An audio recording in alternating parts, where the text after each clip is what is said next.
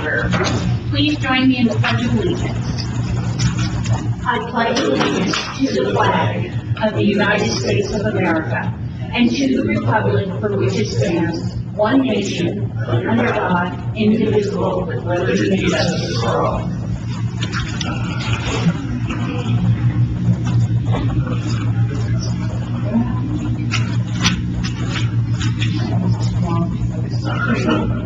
So, Julie. Oh, no, wait. I'm jumping in. There's no comments from the audience. I approve the agenda. Okay, start over. Do I have any comments from the audience? Please.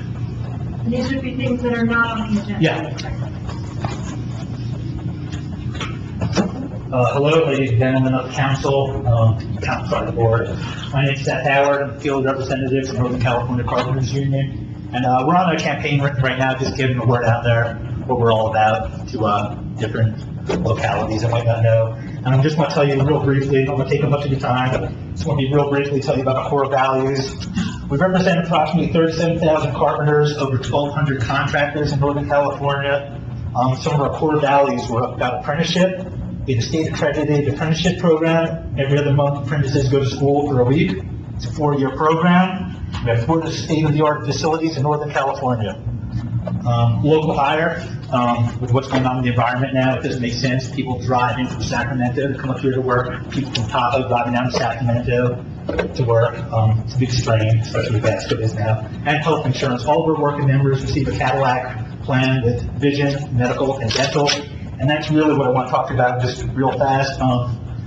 That's something when contractors bid on these prevailing wage public works projects, and they don't have to provide insurance, they just pay the money for insurance.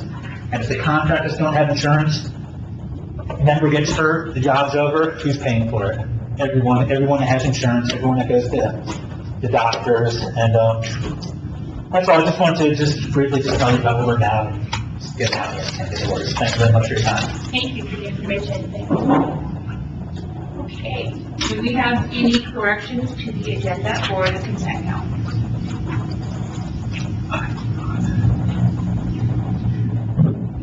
I'll move to approve.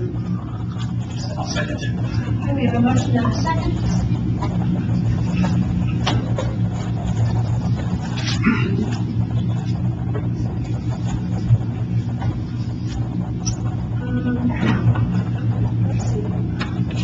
Okay, I'm going to reset the vote. Try this again. Okay, there we go. Now you're good. I think I got the right vote up. Okay, that motion passes unanimous. Now it's Julie. And I believe we need to open a public hearing. Yes, that's correct. Regarding the wastewater treatment plant solar project. So consider it open. Very good. All right, I'm here with a PPA today for a power purchase agreement for the board to consider for 1 megawatt solar facility here at the wastewater treatment plant. We were here almost exactly 1 year ago today with a similar agreement with the Core and CoStar team. But after 6 months of continuing negotiation, after the board had authorized us to move forward with that power purchase agreement, we ended negotiations with them because we could not come to final terms, and the board in June authorized us to resume negotiations with Staten. So since June, we have been working on the fine-tuning of the power purchase agreement, and the agreement that we are bringing to you today is nearly 100% complete. So we are very confident that we will have this finalized in the next couple of weeks, and Staten is really hit the ground running in hopes of getting this construction started as early in the next construction season as possible. So we have a few obligations for the public hearing and resolution that we need to go through before, we get to the part of this agenda item where you can actually, vote on it. So I kind of want to, let Gary have, the stage and say anything that he needs to say before we start on the presentation. So we're going to kind of tag team some of this presentation.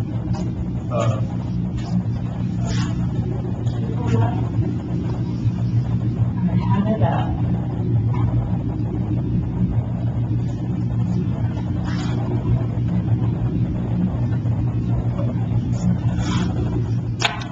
Get started?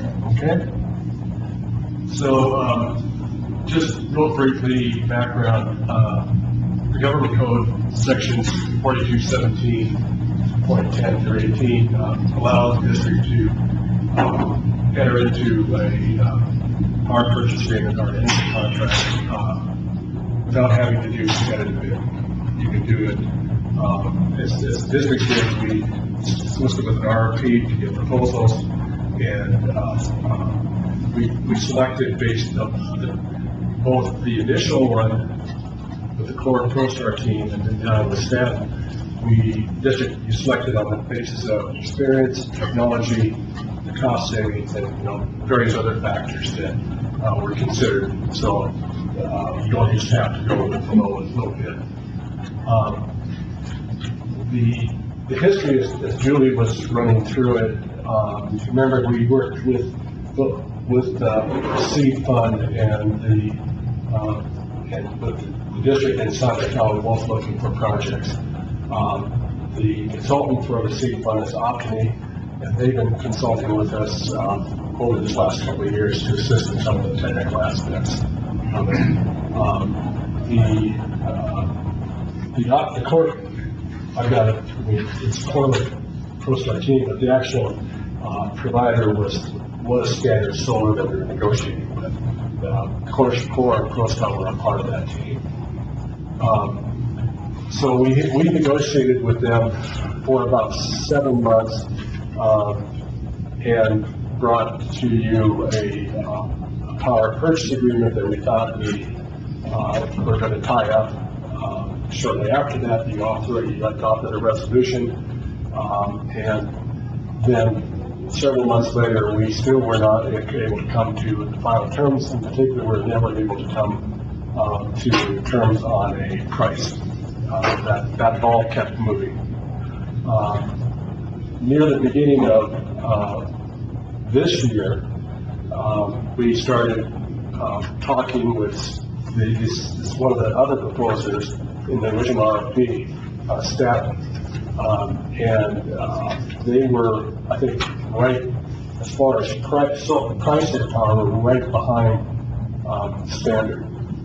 So we started talking to them whether we had them update their price, update their terms in their proposal, and started from that point. We gave them copies of the templates, documents, both the PPA, power purchase agreement, and license agreement we had negotiated to that point with Standard. They said they could essentially live with most of the terms of that, but we had to negotiate some terms with that. And so we then brought a recommendation to you on June 2nd to terminate relationships with Standard and the core ProStar teams and move forward only with staff.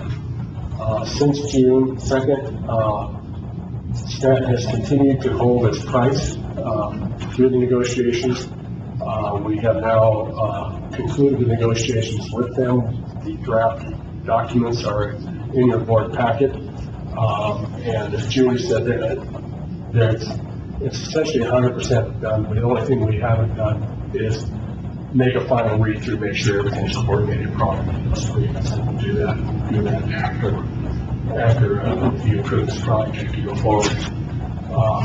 The approval process, as was before, it's a 2-week notice then that was published in the newspaper prior to this public hearing. There are two, in the resolution that's included in the board packet, there are two primary findings the board has to make. One is that the solar energy costs will be less than the energy that the district would have paid to Liberty Utilities. The second aspect of that is the fair market rental value of a portion of the property for the project is offset by the below market solar energy purchases. And all those are built into, those findings built into the resolution. And when we go through a little bit more detail of the solar purchase agreement, the power purchase agreement, you'll see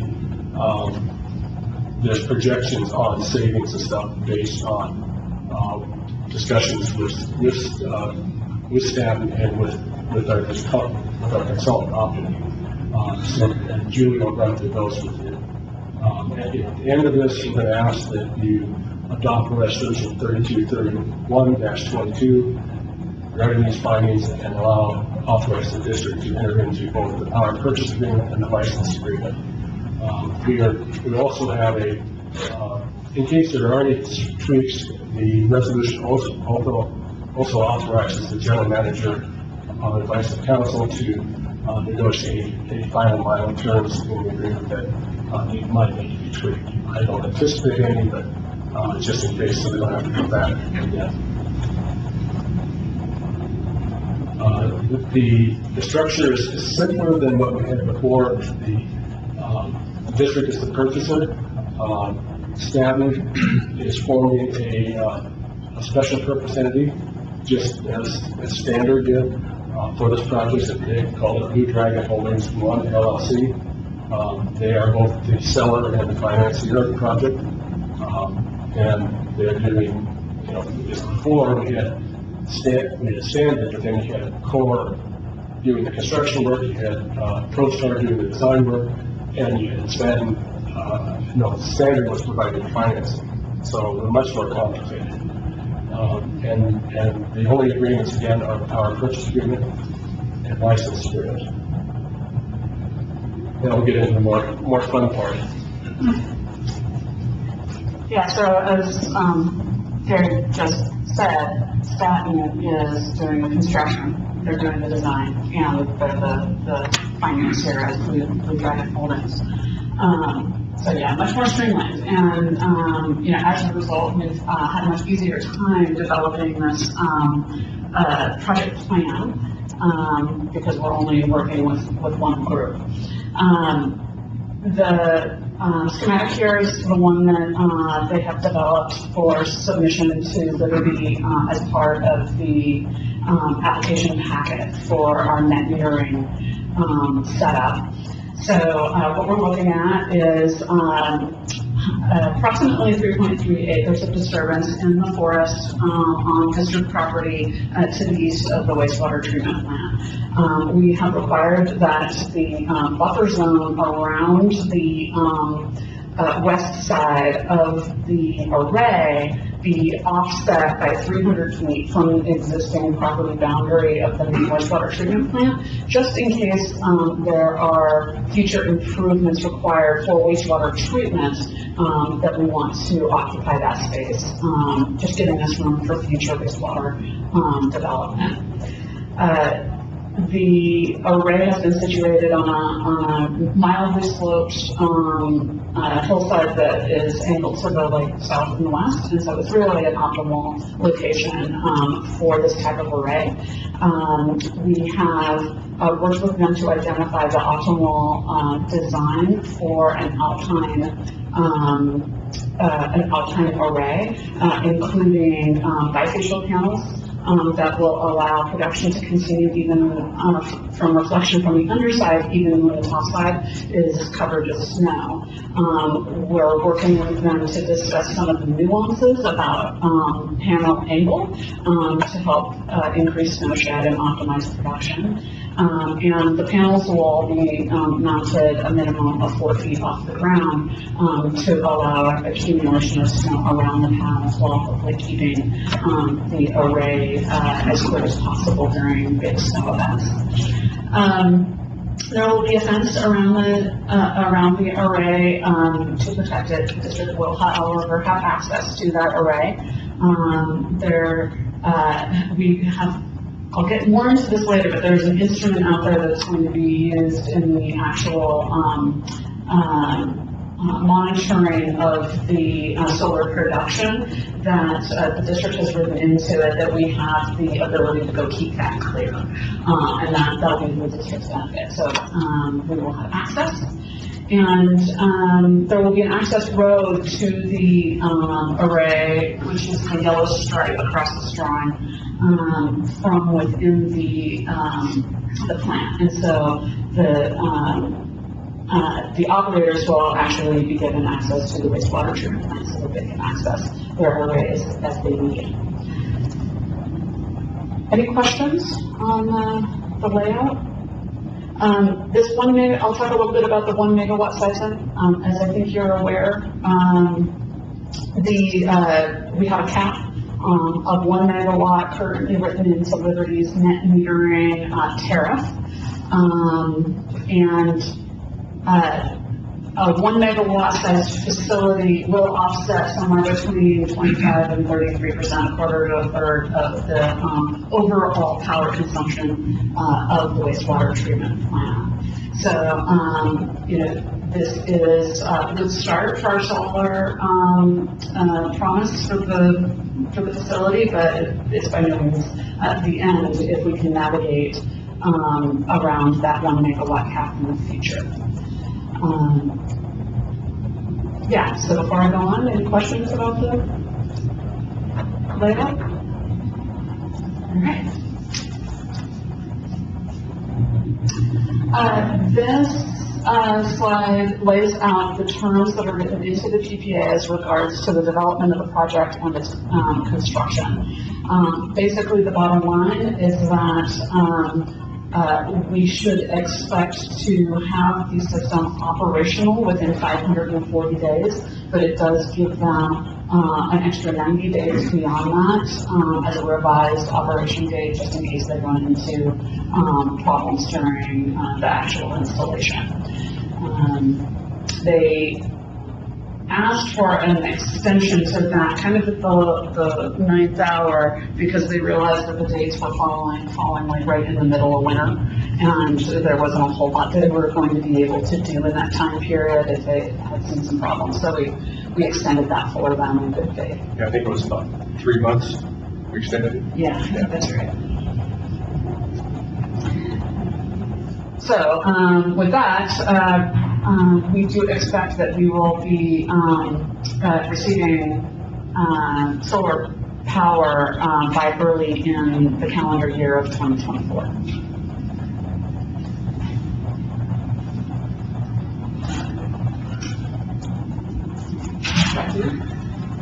One of this, I mean, if you want to do it, that's fine.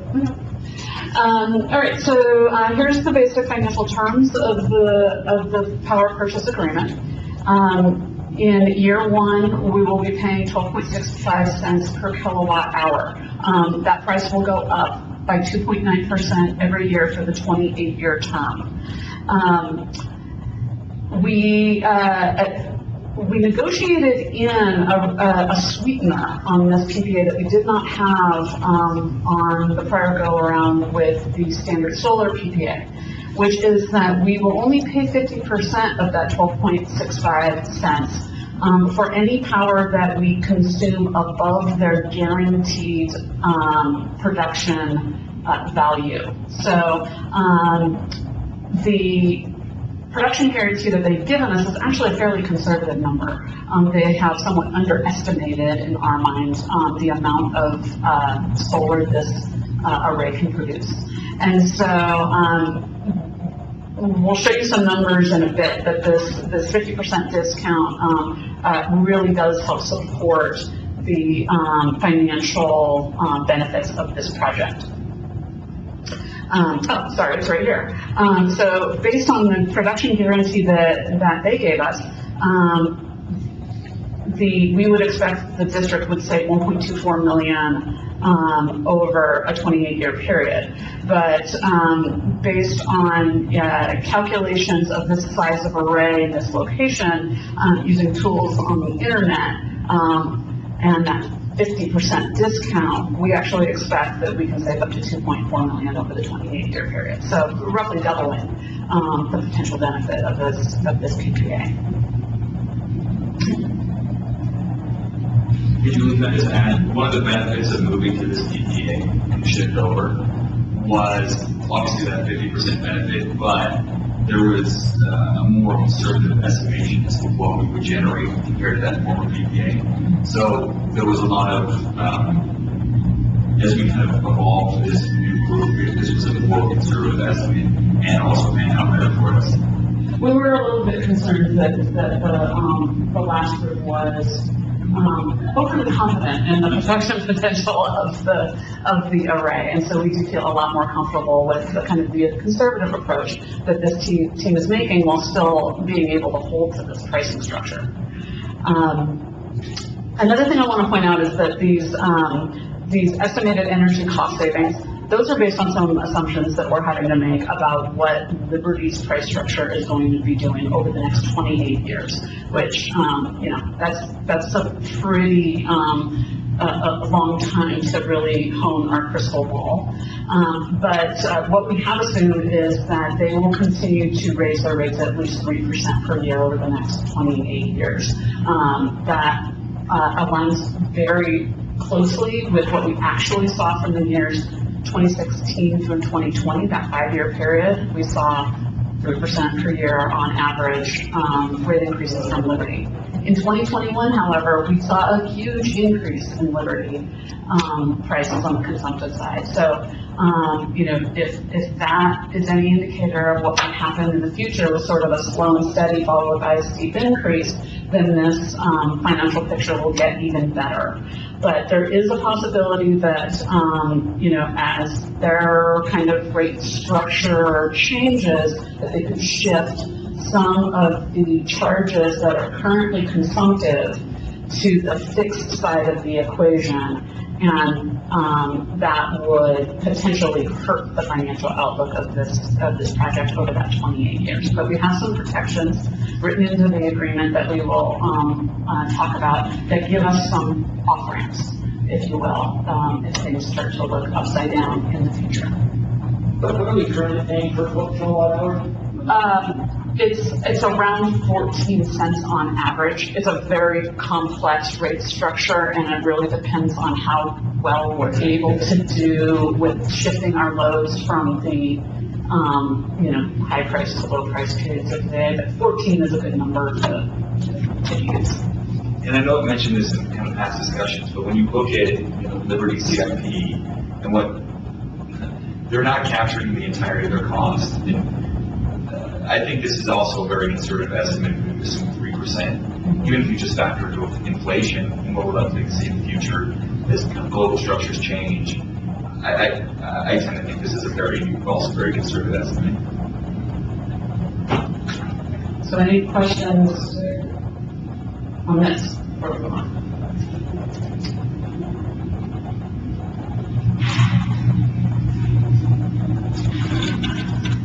So just, so what's clear, the project is owned by staff, the seller. The district doesn't want to forgive. There's a licensing agreement we'll talk briefly about at the end, but the district's given the property and located facility on there. It's all theirs. They're responsible for everything from construction to O&M during project operation to removal at the end of the term, or unless the district decides to acquire it. What you can see here is that,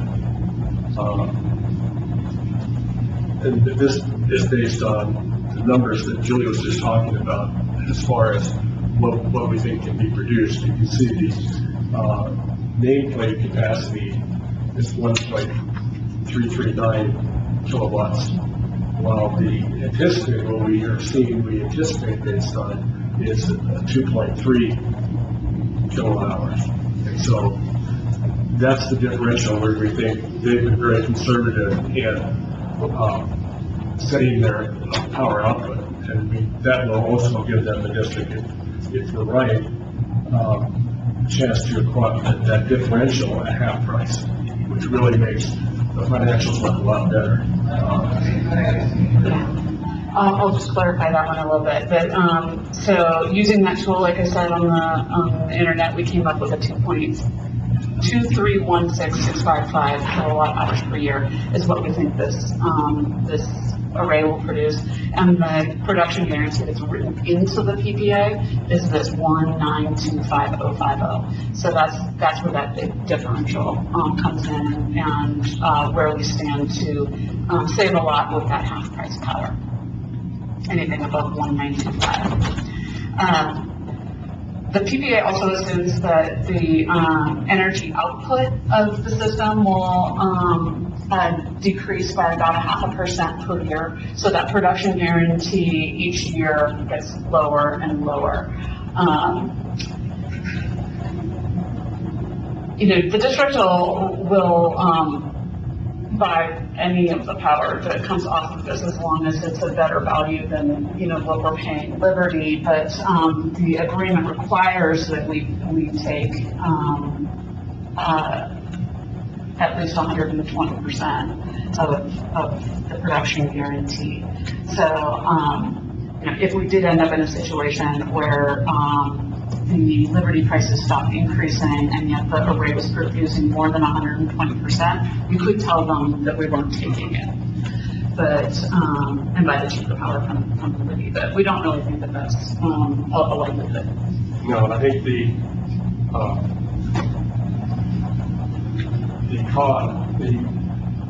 the district isn't, this only, I think Julie said, only covers about 25 to 35% of the district's power needs. So as long as it's producing things, prices that are favorable, the district's going to consume it all. It's not like a lot, like, let's say, an example, someone's home, you size it, provide all your power needs, but then during some parts of the day you receive, so you sell it back to the utility.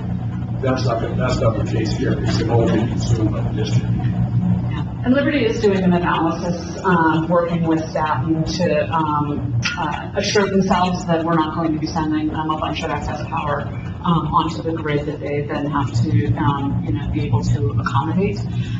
But based on the initial calculations by staff, we will, at any hour of the day, be able to utilize well over 90% of what is being produced. So. All right. The last item on this, just to mention, is that as part of the PPA, the district will be retaining the renewable energy credits associated with the development of this project. Those do not go to staff, so we will have those credits for future if the district saw a benefit in selling them or wanted the credit in support of some future project. So, any questions there? Okay. This is the most difficult part to explain to you, so bear with me and we'll see if I can get through it.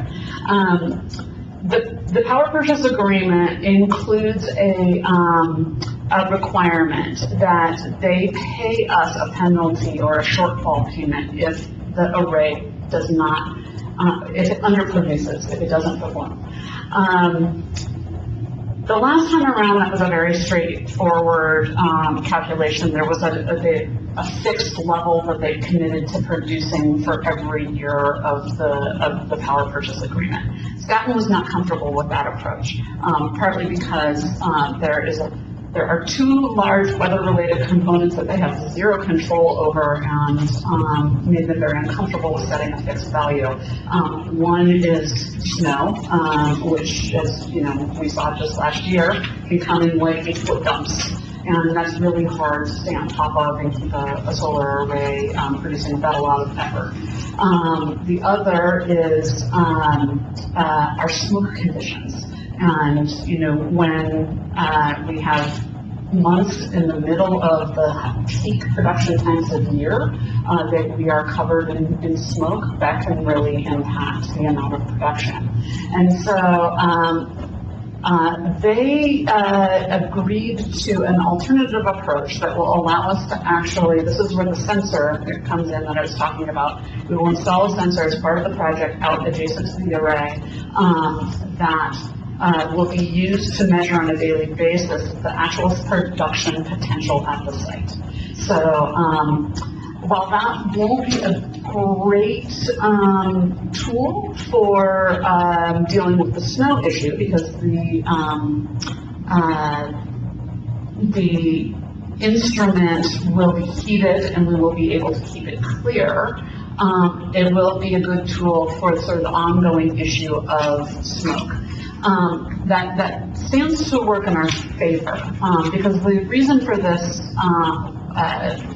the shortfall payment requirement is that we want to make sure that they're maintaining the array. So a snowstorm blows in, might cover the instrument for a short period of time, but then the sun comes out and the heater warms the instrument up.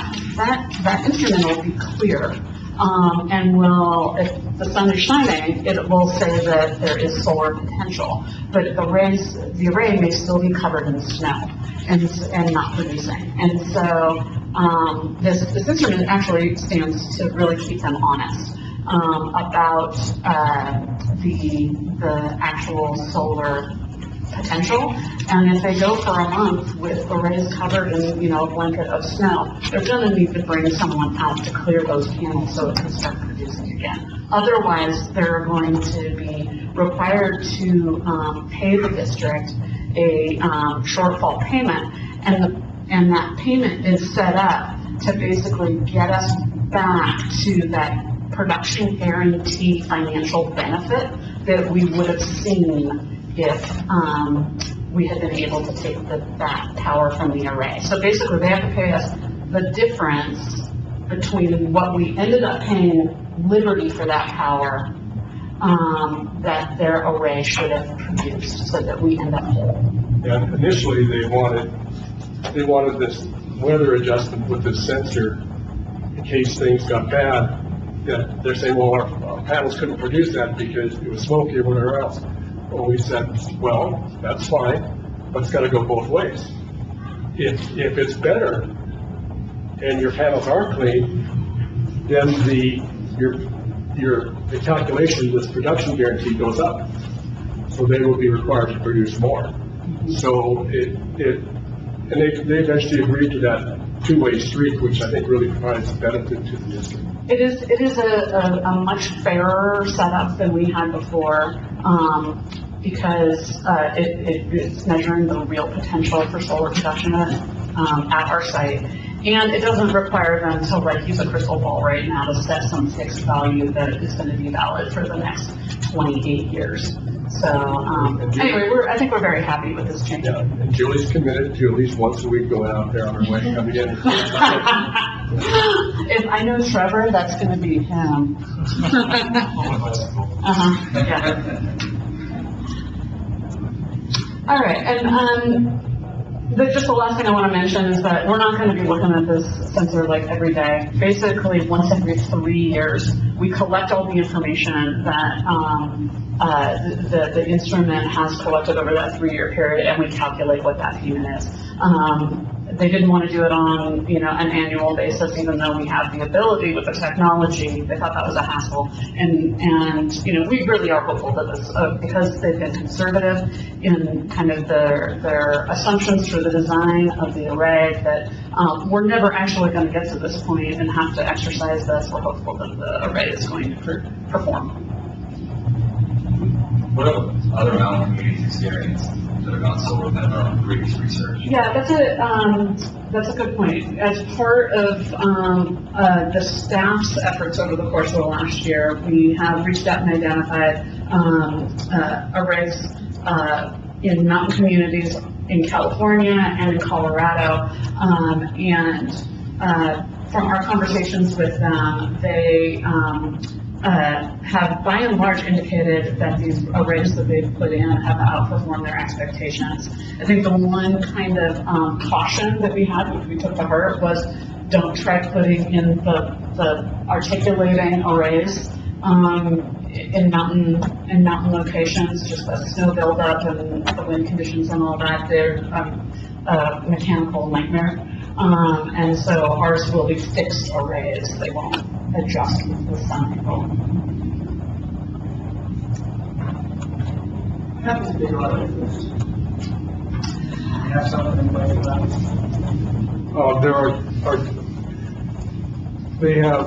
There's default provisions, and which provides rights to terminate. Of course, I think if things we'll get into this a little bit later, we have some rights to purchase this along the way also.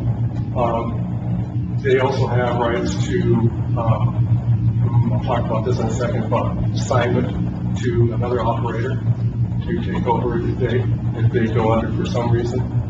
So we have some protections and alternatives to pursue if they don't perform.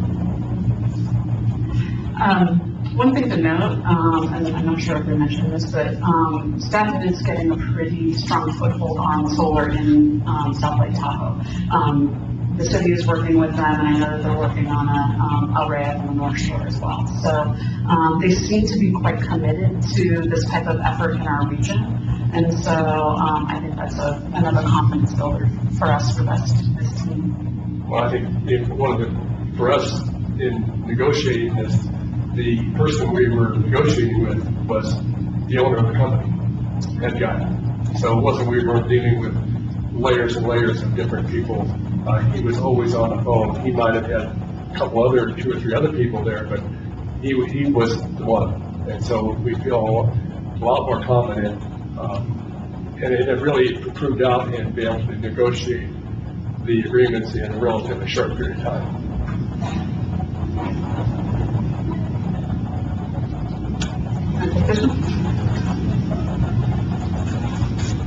So with just a couple, I won't go into all the nitty-gritty of this 50 or 60 page document, but I'm sure you read it all when getting ready for the board meeting. The district does have if the district has an issue that we can't take solar for a certain period of time due to some maintenance problem, the district has the right to curtail up to 48 hours a year to not take power and not pay for it. But if anything in excess of that, the district would have to pay as if it took the power. But there's force majeure events that, if there's something extraordinary happens, the plant burns down. That if Liberty turns off our power, we can't take solar. Right. And so that would be in that category, Mm-hmm. right? So there's a whole laundry list of things. If these things occur, we don't have to take the power. And it's kind of a two-way street too. If something happens, again, I'll use the fire burned through and burned up all their panels. That's not something anyone's going to anticipate. And so they would be released of having to perform until they can go back and repair everything and get it back operational. On the rights to purchase, we just talked a little bit.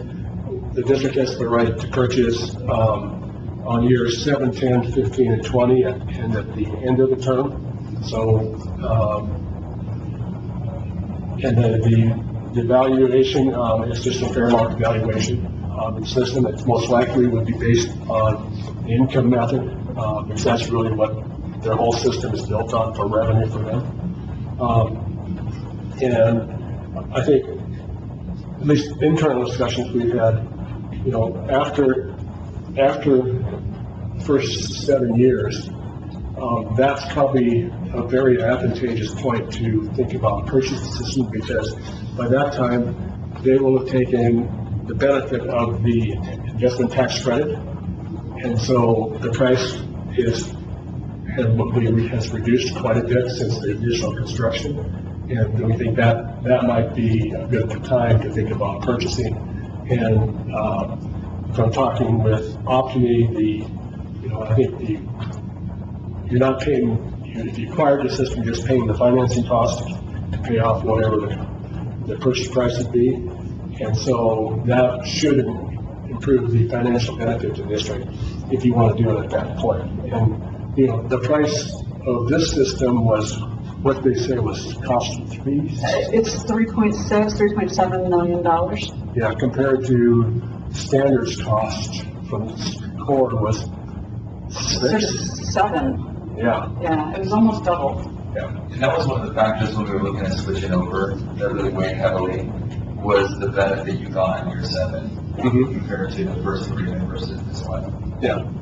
Because, and they had said at the beginning, you want to build the system, they build the system, just give it to us.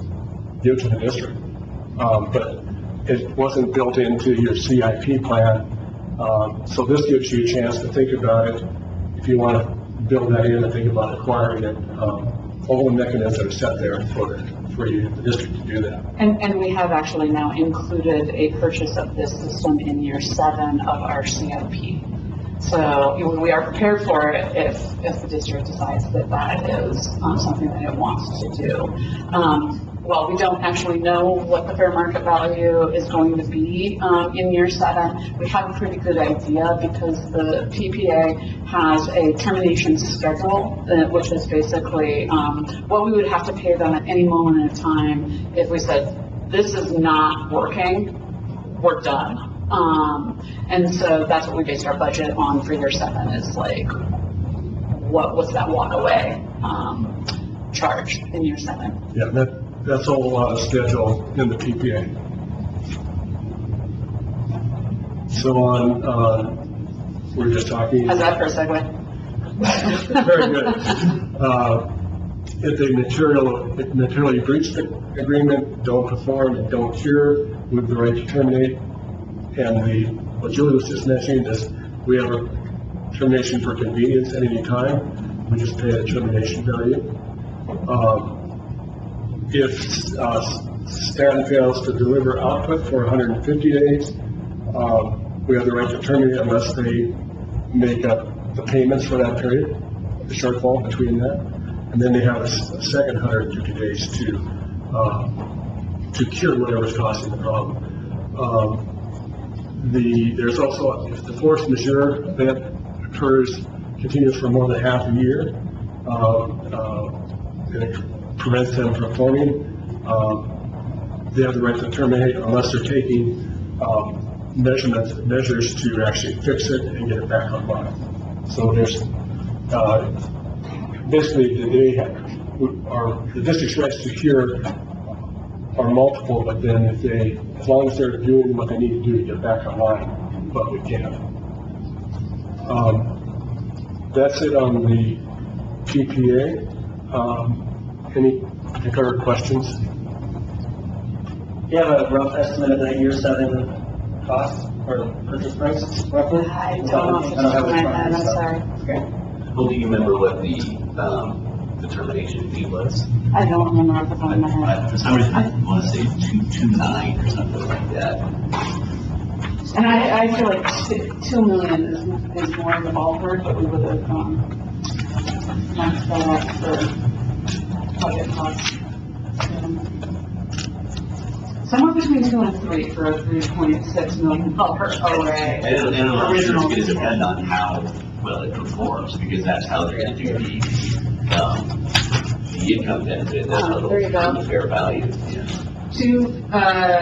2,339,000. Yes.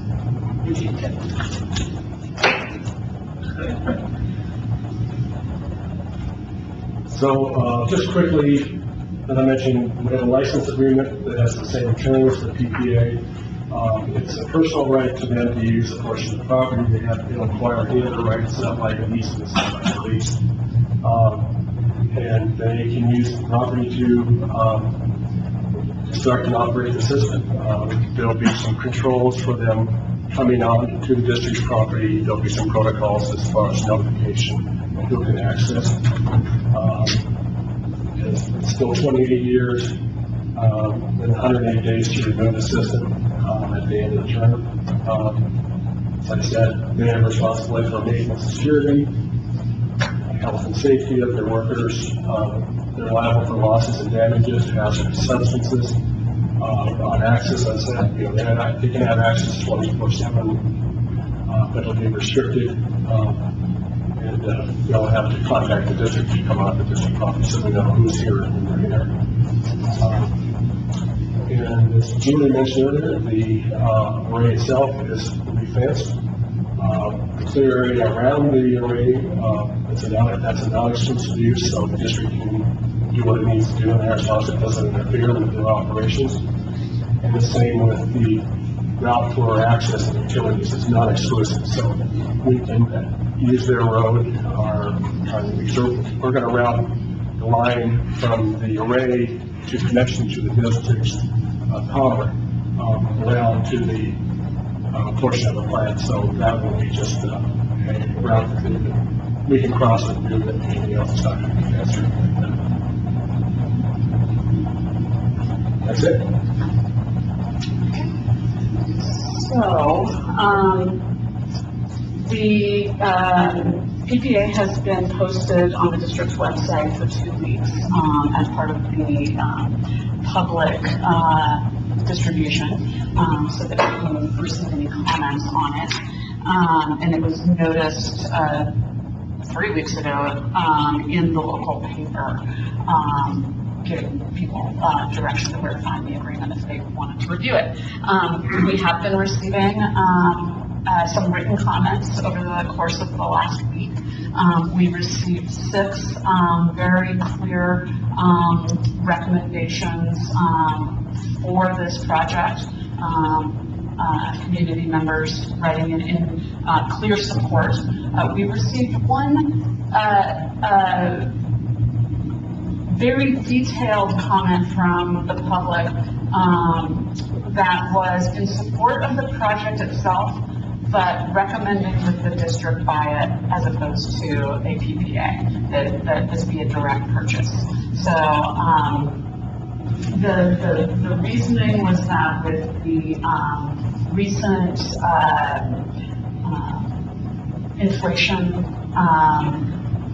Inflation Reduction Act work that's been going on at the federal level, there are some provisions in that makes renewable projects more front and center and provides incentives for them, that if we were doing a direct purchase, we would also be able to take advantage of. But I think we've talked to you in the past about what staff is recommending, that this be a power purchase agreement today and not a direct purchase. And the number one is that we don't have a direct purchase built into the budget for this coming year. That takes time. And so in order to do a direct purchase, it would be further out, and we wouldn't be able to reap the benefits of the array as quickly as we are with the PPA. So that was the feedback that I gave to the commenter about, how we landed our decision. But I think there might be some other folks that are here. You want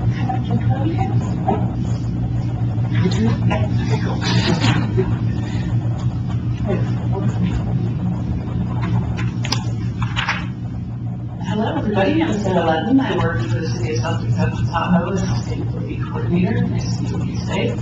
I'm just up here to express support for the solar project. It's an important step towards the whole city achieving our renewable energy goals. And we are engaged in a similar process right now, in our projects in development now with the C Fund as well. Just want to thank you for taking the lead so we can learn some lessons from you all. Just want to tick off some of the things that your project helps us achieve as a community. In December 2021, our council passed a resolution aspiring to community-wide 100% renewable energy, 24 hours a day, 7 days a week from private resources. We also have a science-based greenhouse gas reduction target of 59% from our 2015 baseline to achieve by 2030.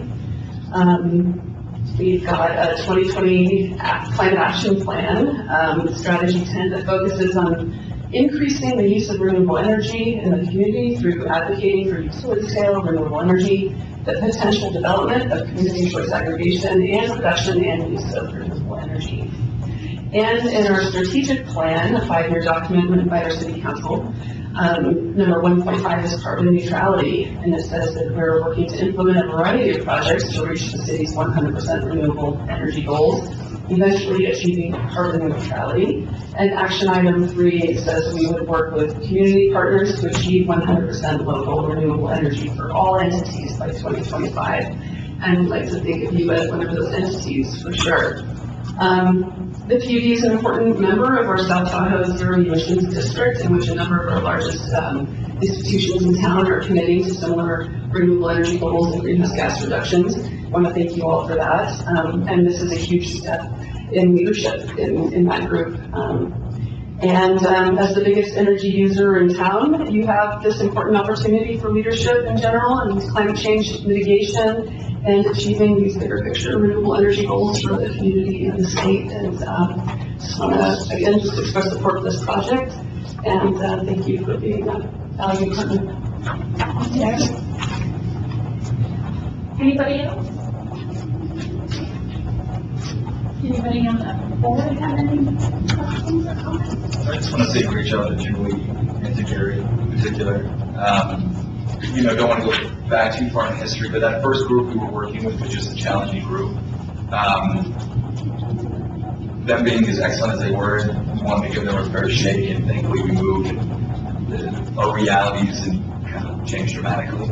But just real credit to both of you and your efforts in kind of negotiating this, and in particular just Gary, the off-ramps that were provided and the development of the system so that everything incentivized them to perform, I think was just incredibly well done. So just credit to both of you. It's been an exercise in perseverance since we started this in 2020. And I think too, to Sarah's comments, what's great is, it's always the hard horse and the hardest to be the first person up the mountain. But, hopefully you've kind of charted the path that others can follow. Yeah, and if we have this PPA approved and in place, it can serve as a template for future efforts. Not only for us, but for the city. Yeah, I guess I'd like to extend my appreciation to Trevor, Paul, as well, and others on staff who kind of put some time and energy into this as well. And then I guess, again, we are first out of the gate, really, this is the largest, most significant renewable energy project being brought forward in the city of South Lake Tahoe or our community. And that, with the potential for expanding to include all of our renewable energy needs here, I think we're not totally losing our opportunities for other grant funding and other things that might be out there in the future to outright purchase the facilities. So I think there's still opportunity for that as well.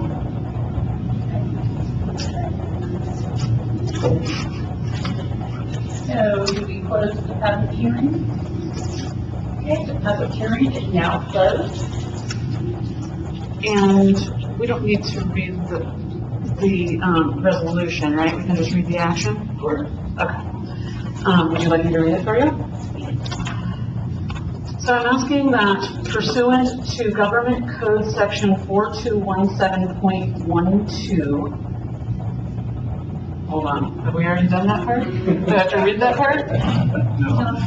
I don't? It just goes to 2. Okay. I am asking that we adopt resolution number 3231-22, authorizing the district to enter into the power purchase agreement and license agreement with Blue Dragon Holdings 1 LLC for a solar project at the district's wastewater treatment plant. So moved. I'll second. We have a motion and a second.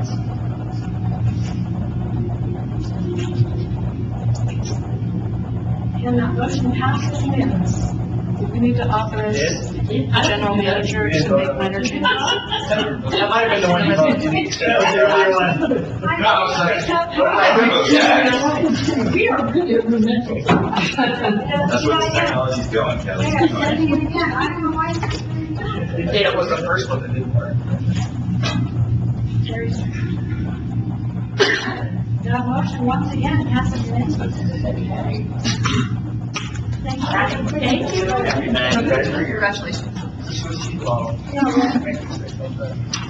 Julie, you're going to stick around? I am. Yes, Molly.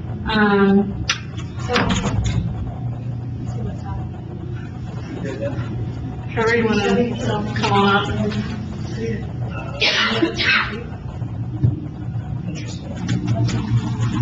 So,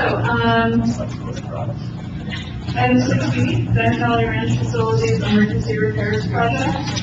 We're going to be asking again that you continue the emergency action, as emergency work does continue, out at the ranch,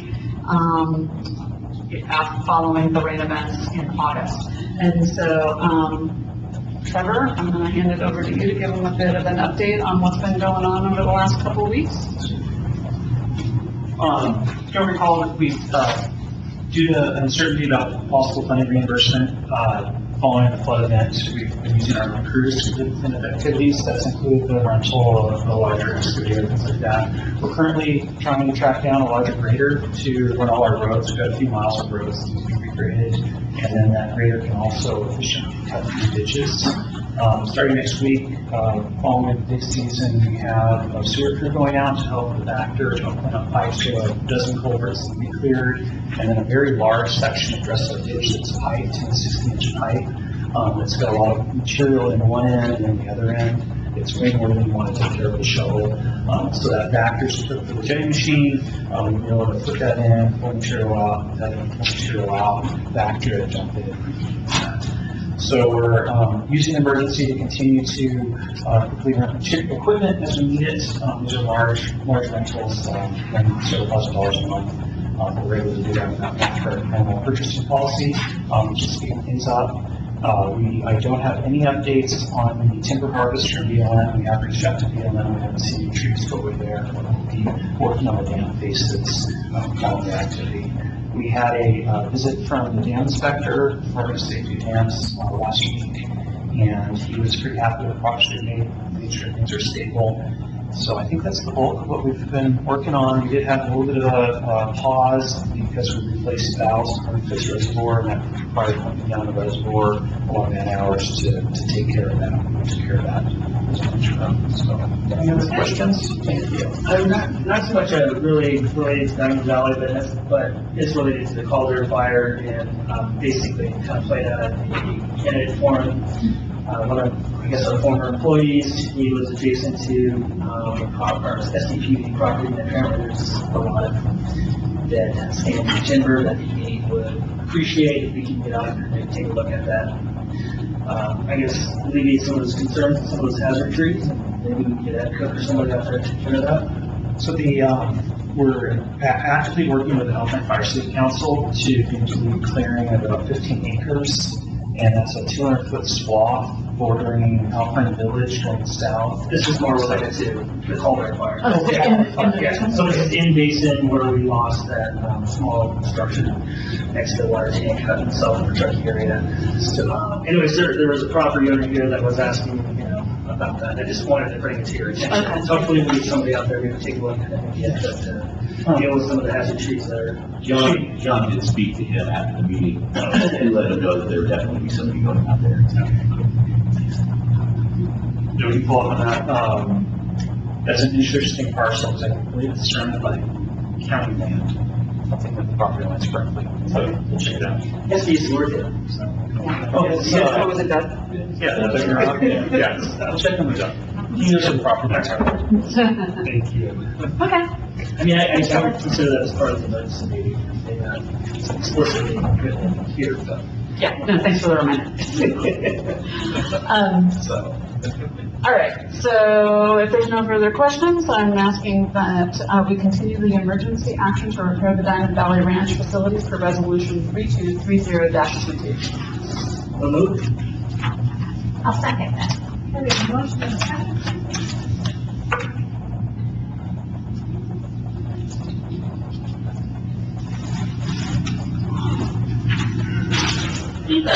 And now motion passes unanimously. See, this thing is really interesting. Yeah, it's like, yeah, somebody. Well, when I clear the vote out, it automatically puts back in the last vote, which is just so strange. I've never seen it do that. So, watching it for Good afternoon, board members. So item 6C, and another continuing emergency action, this time to complete the temporary measures in the construction of the Flat Creek Sewer Pipeline Project to prevent the collapse of the district's Baldwin Beach Sewer Pipeline into Flat Creek. So at the last meeting, I think, we were all in a good mood because we all received both districts received the final permits to get moving on it. So we did. We started work on, we issued notice to resume work. We received a construction schedule from Hain Contractors. Unfortunately, we weren't able to start work until the 13th. So they had commitments to other projects. They didn't have the equipment and, again, personnel on site where they could start like the day after the notice to resume work. So we had a little additional wait there, but we did start work on the 13th. We're on schedule, and we're at the point where yesterday we completed the dewatering and the fish relocation work, and so we're now currently mucking out the creek bed and getting things in place so that we can actually start putting in that concrete pedestal underneath our structure. And if everything goes well, we should be out of in-stream work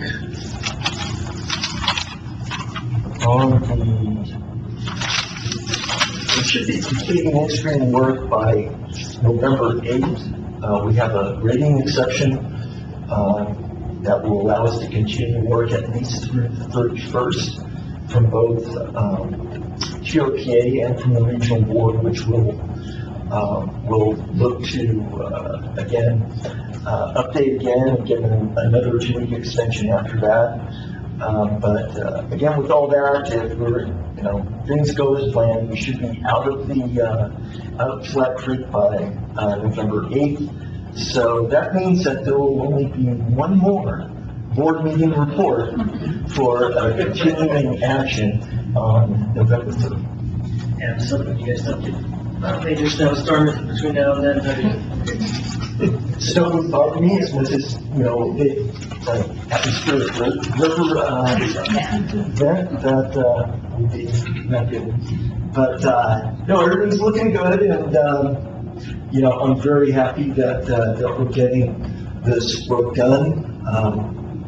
And when you see it unearthed, it's time to get it done. The contractor made the find of the day this morning that there's actually, I guess, a portion of red brick that's extending out of the bottom of the concrete. Okay, so I guess they use this red brick as a kind of a pavement that they laid down so they could lay pipes on top of it. And that is worn out of the bottom of the concrete encasement. And you can reach up and you can actually feel the line. One of the two lines. So, that's like, it could happen at their and I think last time, I'll just take this opportunity to make a quick update on Florida. So we got the well contractor out there again, so that work's kicking up again. And we have we finished construction of the casing liner. It's hanging in the well right now. We're just cleaning up threads on this special tool so that we can set it into the well. We hope to get that set into the well by the end of today, and then start developing. There's more construction that needs to be done with that. But as far as development of the well, we're looking at probably as soon as next week. So get that going, and then after that, we get into after the well development, then we get into the well testing, and off we go. We have the bottom end of the pump, the wet end of the pump, the pump itself. I'm not certain if that's been delivered. So that's the only unknown. So online when, maybe? Probably the next time that we get together, I should have a schedule. Okay. So we're kind of working through that. Right. So, the action for 6C and, please continue the emergency action so that we can, continue with our work to complete the temporary measures and construction of the Tahoe Creek Sewer Pipeline, protection project. Prevent the collapse of the district's volume sewer pipeline into Tahoe. I'll move to approve. I'll second that.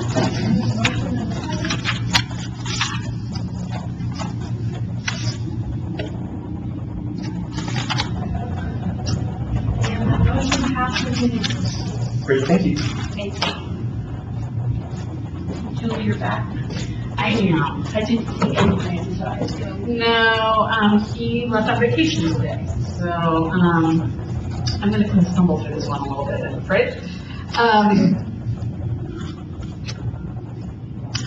Okay, sorry, just, I needed to refresh my memory of, what this one is all about. We're doing work out on the Tahoe Keys pump station. That project is well underway. Part of this project is going to be adding coverage on that site. It's a very teeny parcel right there at the corner of, the Tahoe Keys Boulevard and Venice Drive. But we're adding, coverage in the form of kind of a semicircular driveway, that will allow, better access to the wet well, during the winter and so that we can plow it. Anyway, because of the size of the parcel, adding this paved area, exceeds the allowable coverage on the site. So, we had to, look around for, some offsite coverage to bring onto this site. And, luckily, back in 2010, 2012-ish, we had done a restoration project over at our Ralph Tank site, off of Ralph Drive, off of Pioneer Trail. It's the same hydrogeologic area, as the Tahoe Key site, so we were able to reach out, I think it's CTC that manages kind of that coverage, bank, and, use some of the essentially credits that we had developed by doing an S&C restoration over there, to move that, banked coverage onto the Tahoe Key site. So, for the agenda now. Okay, and so, associated with that, relocation, we need to put a deed restriction, or relocated, put a deed restriction, on the parcel.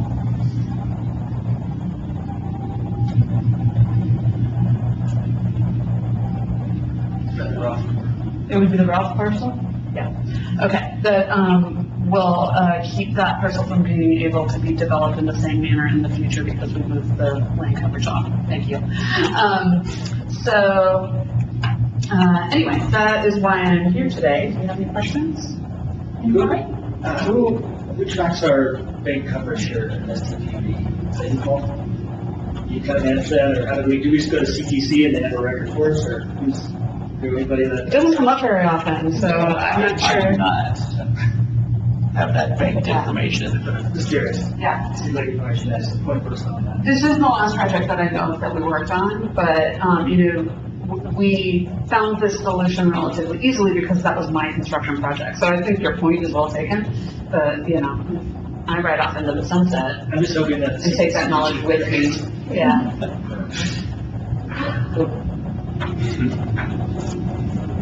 All right, so I probably could have just read this agenda item faster than that, but, would you like me to read the requested board action? Please. Okay. I'm requesting that you approve and sign the deed restriction for land coverage transfer from APN 025-551-006 to APN 022-020-001. So moved.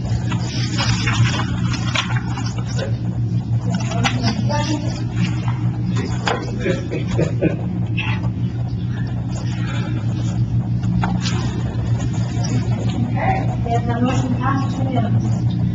That brings us to standing and ad hoc committees and liaison reports. Anybody? Solar, we kind of discussed it. I think the one thing I would add is there, as kind of was referenced in that, in the presentation today, there's a lot of opportunity based on just the federal funding, for battery storage and the like. So, there's some of the environmental things and others we've talked about, but I think from, in particular battery storage, in the short term, some functionality and, flexibility it gives to district staff on how we operate and benefits to us, we're really, really exciting. So, when the opportunity presents itself, I would strike that on top. Yeah, and I think that is the next order of business for the solar ad hoc committee is to continue the pursuit of battery storage to accompany this array, but we didn't want to derail the progress of the array itself. Yeah, so, we had a pretty lengthy conversation after the presentation at the Solar Ad Hoc was that Tuesday. Talked about potential for expansion and being through some of the tariff issues. That's kind of being anticipated as part of the design, which is good. On Monday, we met with the officers committee and looking at some of our water leaks and other associated reactive work orders are kind of increasing here as we end the summer season. And some of the temporary mitigation efforts for water quality are being handled by regular releases or just staying on top of keeping those pipes moving water through them. I don't know, is there anything else I should cover on that? Yeah, so makes sense. Nothing, Brett? Okay, board member report, Nick? Okay. Nothing here.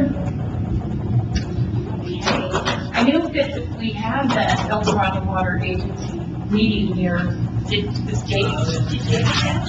We did it now. Yeah, it was held here. Right. I didn't go to it, but it was here. Staff gave a presentation to the water agency, summarizing the work that we had done over the last fiscal year on the groundwater program, and presenting an outline of the both budget work on groundwater that we'll be doing over the course of this coming year, as well as giving them some highlights of some grant requests that we will be submitting application for in support of our asset management program. Okay, so, Steve, I think you have a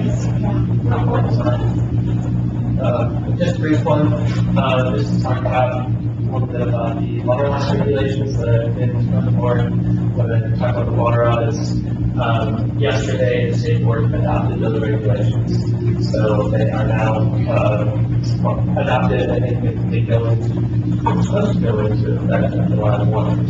So I don't know what their actual effective date is going to be. There were some minor tweaks to the standards between the last time I was here, so I think anyone remembers, I had set our standard of 60 gallons per connection per day. It's actually moved to 60.2. Not a huge difference for us. We've met that the last 3 years in our water audits. So we continue hopefully with our efficient plan and inspection efforts. We'll continue to need that in the future. Compliance is, we have until January 1st, 2028. That's the first date that they will check compliance. So while we've done it now, we have 6 years of hope, potentially increasingly, so we have to continue with that. So we can't put our guard down, I guess is the message there. There are some items in the regulation that address consolidation, so that if we were to take over Tahoe Keys, that we would then be given a 5-year grace period where we would have no standard, but we would have to continue to do all the audits and all that, and they would use that information after we consolidated to set a new standard for us. If depending on the timeline of that may not matter for the 2028 deadline, but it could also extend our first compliance date out a bit if that process takes longer. Let's see. And other than that, there are some questionnaires that need to be submitted starting July 1 of 2023, so staff will be taking care of those items. There's about one each year until 2028 that we have to provide. They're relatively straightforward. We don't see that as being a huge effort. There are some additional reporting requirements once the regulation goes into effect that we will have to do and figure out how we're going to get those things to the state. Not a huge effort, but there are additional things that we're currently not doing that we have to start.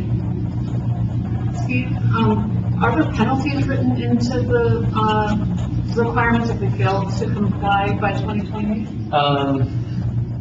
There are, but they talk about all these other steps first before they would go to these penalties. So they're It's kind of more, like the penalties are more like, if you don't turn anything in, you're going to get fined. But if you're turning things in and you don't meet your standard, then they have compliance pathways. They have other, information requests that you're going to have to provide to show that you're making progress toward your standard. But they've been very unwilling to say exactly what they would do, and I'm not sure they know, honestly. The first step is sort of setting the baseline for everyone, and they'll figure it out as they go along. Yeah. Any questions? That's all I have. Thank you. Thank you. Okay, so we have, I have one just yes. share something, judicial insanity. The California Supreme Court recently declined to hear a case that classifies bees as fish under the California Endangered Species Act. This group went to list under the act, went to list 4 different types of bees on the basis that California Fish and Game Code says that it defines a fish as a wild fish, mollusk, crustacean, invertebrate, amphibian, or part, spawn, or ovium of any of those animals. And what they were looking at is the word invertebrate. And they said since it didn't say aquatic vertebrate, the court said it could apply to any type of invertebrate, whether it's terrestrial or aquatic. So even though that whole definition of fish deals with aquatic, and so the result is that they're entitled to have those 4 bees listed, protected as invertebrate under the definition of fish. These are not fish. These are now fish. Wow. Celebrate that creativity, though. They came up with it and it worked. Yeah. Okay. Oh, I'm sorry, one other thing real quick. Last night, Julie, Adrian, and I did attend the Tahoe Keys meeting, and Adrian presented the findings of phase 1 and 2 of the Corolla study, and then Julie just basically presented the schedule of how phase 3 would work. And they didn't vote on it last night or anything, but I think their interim GM just kind of wanted to get their buy-in and let them know where we were. There was good discussion. Yeah. I mean, so I feel like there are some new board members over there, right? And One for sure. Okay. Yeah. And I didn't get a sense that there was any major concern. The one sentiment I did hear was they basically said, whether we consolidate with the district or not, we got to do this, right? Yeah. And then the other question that we fielded was, and that was a question for themselves, not for us, right? It's the task 3, that, they need to have a handle on the condition of their own system, whether they consolidate with us or, stay in the water business or go with a private company. And so that seemed kind of an implicit, support for moving forward. And then the other question was, whether they would have basically ownership of that document in the future. And, I pointed out to them that, normally their stuff would not be public, right? But if they're a private water company, but because we are spearheading this, and it's, it's becoming a public document. Yeah. So, anyway, it didn't seem like there was any major concern about that. They just wanted to make sure that they would be able to use that document in the future. Yeah. Okay. Keep it out and do your meeting, and we'll go into closed session, we need to take a break. Take a 5-minute out of closed session and open session, another report. Meeting is adjourned.